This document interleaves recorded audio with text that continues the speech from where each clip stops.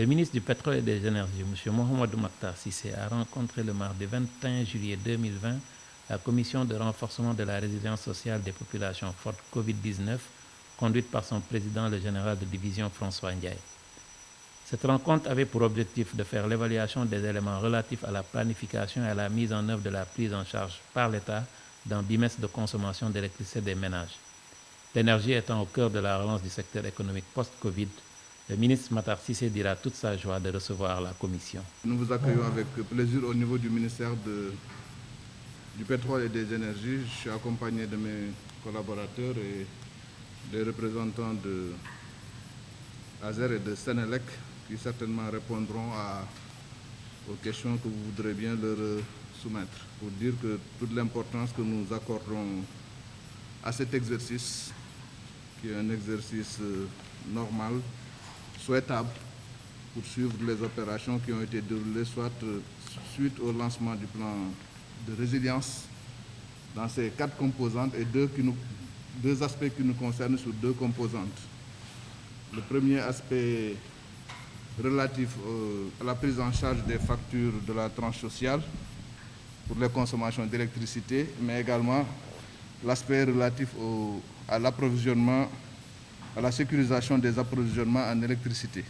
La mesure sociale prise par le chef de l'État a concerné 1 080 975 clients de Sénélec et 29 702 clients des concessionnaires d'électrification rurale pour des montants respectifs de 15 338 739 000 francs CFA et 437 594 927 francs CFA, soit un montant global de 15 776 333 927 francs CFA pour 1 110 677 bénéficiaires dans tout le pays. Tous les concessionnaires ont adhéré à cette mesure de haute portée sociale.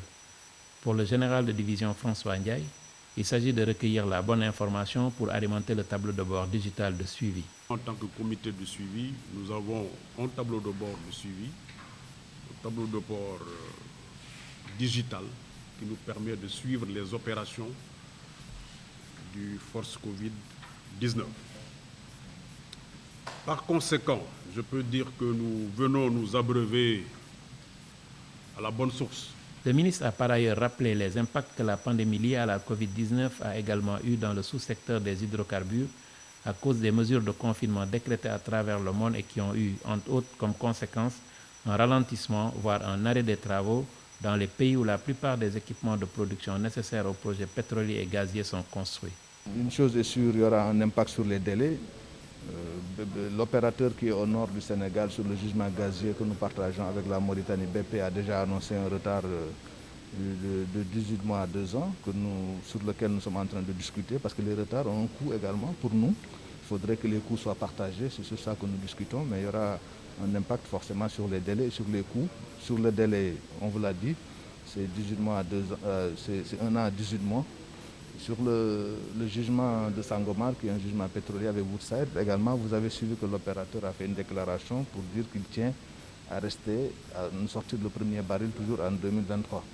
Et donc nous l'encourageons à rester sur cet engagement et nous travaillons pour que, je n'ai pas une date de 2023 pour annoncer un premier baril, mais c'est un objectif qui est annoncé pour qu'on puisse avoir toujours le premier baril en 2023. La délégation du comité de suivi s'est dit très satisfaite des informations recueillies auprès des autorités du ministère. Nous sommes animés par le sentiment d'optimisme parce que à toutes les questions que nous avions adressées à M. le ministre et à son équipe, ces questions-là ont trouvé des réponses pertinentes.